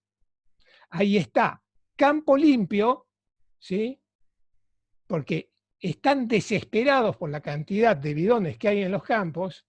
Campo limpio, la organización integrada por las corporaciones empresarias y el Estado, desesperada por sacar los bidones del campo. ¿Por qué? Porque este sistema productivo genera muchos residuos peligrosos, no solo los bidones, además genera residuos líquidos, es decir, el agua contaminada también es un residuo de este proceso productivo, y genera vapores, residuos gaseosos también, y genera residuos en los alimentos también. Pero ¿cuál es el único que les preocupa? Hicieron una ley de presupuestos mínimos para esto. El único que les preocupa es los bidones. ¿Por qué? Porque es el que se ve. Desaparece y ya está. En el agua no se ve, en el aire no se ve, en los alimentos no se ven. Entonces, no importan. Lo único que les importa es hacer desaparecer los bidones del campo, nada más. Y respecto de los cursos que se le dan a los aplicadores, en el centro de ingenieros hace un par de años, cuando todavía no estaban separados los centros de ingenieros agrónomos el Colegio de Ingenieros Agrónomos del Colegio de Ingenieros de la provincia de Buenos Aires, apareció un link en el Colegio de Ingenieros de Mar del Plata, en el distrito de Mar del Plata, que no me puedo acordar cuál es, creo que es el 7º, pero no estoy seguro. Distrito 2 es Mar del Plata. Distrito 2, perdón, gracias. Los 2 palitos, por eso pensé en el 7º. Donde habían colgado una entrevista realizada en la radio de un ingeniero que daba clases de capacitación para los ingenieros agrónomos en aplicación de plaguicidas. Una de las cosas que decía era que en la aplicación el trabajador no necesitaba llevar el traje de protección. Y estaba colgado en la página del Colegio de Ingenieros. Y ese no es el problema, lo cual es una legitimidad en sí misma, pero eso no es todo el problema, sino que nadie, ni un solo ingeniero de toda la provincia de Buenos Aires salió a decir que eso estaba mal. Entonces es cierto que le echan la culpa, pero también los ingenieros agrónomos tienen una cierta responsabilidad. Es como que decirle a un colega que está haciendo mal las cosas no está bien visto, entonces mejor no le digamos nada. Y no puede ser esto. Bueno, discúlpenme. Discúlpenme, ya estamos para cerrar porque estamos excedidos con el tiempo. Ingeniero Palacios tiene la palabra. Bueno, muchas gracias. Por lo demás, interesante ambas exposiciones. Gracias, Claudio. Gracias. En realidad, varias cosas quería mencionar. Lamentablemente, no sé si podemos convocar nosotros a los ingenieros agrónomos para mantener charlas. Estimo que sí, pero bueno, tienen su propio colegio ahora. Pero de cualquier manera, este tema excede la cuestión de los colegios. Es un tema social, ¿no es cierto? Que bien puede participar el que quiera. Quería mencionar una anécdota, como para que la tengamos en cuenta. Una anécdota de un abigeato en el cual fue muerta Dorotea. Y Dorotea estaba a la vera del alambrado, muerta, y había una bicicleta al lado del cadáver de Dorotea, y fue preso un individuo que era, lógicamente, el que estaba tratando de hacer el abigeato. El abogado defensor, en el juicio, mencionó esto, mencionó justamente esto que estoy tratando, tal vez con no mucho éxito, transmitir, y trataba de que se pensara en este sentido, que Dorotea no murió porque la mató el que trataba de robar su carne, sino que murió en un accidente. Y el accidente, este individuo era amigo de Dorotea, la vaca que murió, y le estaba enseñando a andar en bicicleta. Y le estaba enseñando a andar en bicicleta para que pudiera liberarse de su secuestro eterno, la vaca. Y en esa enseñanza de andar en bicicleta a la amiga, se trabó la rueda delantera de la bicicleta, se cayó la vaca por encima del manubrio, clavó sus cuernos en la tierra, se quebró el cuello y quedó hemipléjica, y el individuo, el amigo, no tuvo otro remedio que matarla para evitar sufrimiento. Digamos, esta es una cuestión que ahí estaban todos los elementos de prueba. Estaba la bicicleta, estaba el cuchillo, estaba todo, la prueba, pero es una interpretación verdaderamente forzada. ¿Y por qué digo esto? Digamos, ¿qué viene a colación? Entiendo que estas exposiciones y las preguntas que reafirmaron estas exposiciones encubren una cuestión que es política, como bien se dijo, pero es económica también, es fuertemente económica, porque indudablemente que la agricultura de alguna manera tiene que sustentar el alimento de 7 millones de habitantes que tiene el planeta. Y la probable disminución de esto debería ser paulatina. Entonces, bueno, esta exposición es muy a tiempo, estas exposiciones, porque es tiempo de que empecemos a conversar de cómo será la transición, porque indudablemente la transición no se va a dar de un momento para otro. Pero fundamentalmente, aparte de política y económica, esta cuestión es un tema cultural. Y el tema cultural, y ahí va el enlace con la anécdota que le conté al principio, es el tema cultural es la interpretación que se da de esto. De este hecho que lo tenemos en evidencia a diario, todos los años, en la época de aplicación agroquímica, siempre está, todo el año, si no está en vivo, está latente, y están también los ingenieros agrónomos de por medio, pero los fundamentos de esto están en la cuestión económica, que justamente el eslabón más fuerte de la cadena no son los ingenieros agrónomos en cuanto a lo económico. Entonces, este tema cultural, nosotros lo tenemos que imponer para que se converse en la sociedad y para que esta cultura, de alguna manera, pueda ser cuestionada. Y nos estamos moviendo, nos estamos enfrentando a monstruos de la comunicación y a monstruos económicos. Entonces, la batalla no va a ser fácil. Y no va a ser fácil, sobre todo, porque, por lo menos por mi interpretación, porque antes las batallas las guerras siempre fueron económicas, por supuesto, ¿no? Esa es mi interpretación. Siempre fue por el botín de guerra. Pero hoy día, esta batalla se da en el marketing, y el marketing se da dentro de nuestro cerebro, dentro del melón de cada uno de los que socialmente tenemos, de los que vivimos en sociedad, digamos. Entonces, el territorio hoy de esta batalla es el cerebro de cada uno, son las ideas de cada uno. Y esa es la batalla cultural. Y esa es la batalla cultural que entiendo que Claudio y Graciela empezaron a plantear hoy. Así que bienvenidos sean, me parece que es muy importante el tema, les agradezco profundamente, y seguramente si hay interés, nosotros estamos dispuestos a volver a plantear el tema para volver a conversar. Muchas gracias.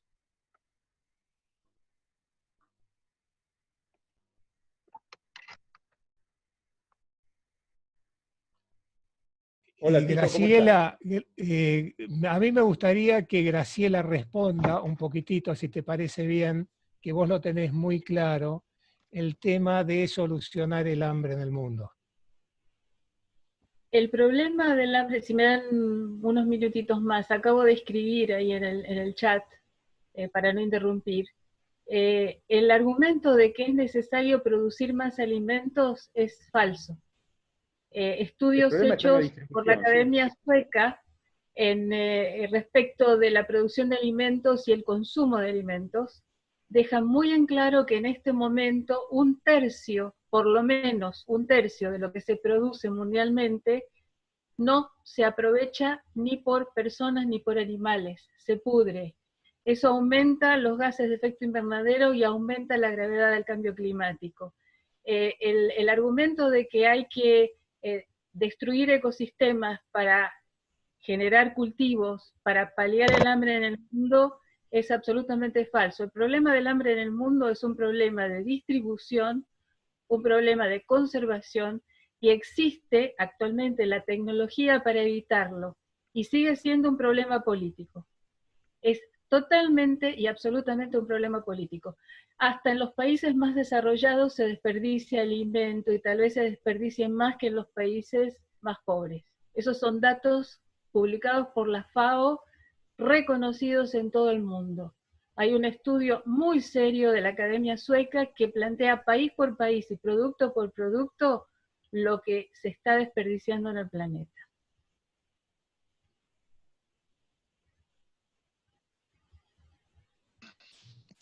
Muchas gracias. Gracias por la participación. Gracias a los oradores. Nos veremos en la próxima. Muchas gracias, Daniel, por la oportunidad y por el espacio. ¿Sí? Gracias. Y a los que han tenido la paciencia de escucharnos, muchísimas gracias. Sí, por supuesto, Cecilia, excelente, y mandarle un abrazo grande a Hernán, por favor. Bueno, muchas gracias, muchas gracias. Y gracias a todos, en serio, por escucharnos, y sepan disculpar la pasión, pero son muchos años de estar tratando de que este cambio cultural al que hizo referencia Daniel empezara, aunque sea un poquitito. Hace muchos años que estamos con Graciela tratando, ella por su lado, yo por el mío, tratando de avanzar en este sentido. Gracias en serio por la oportunidad. Gracias.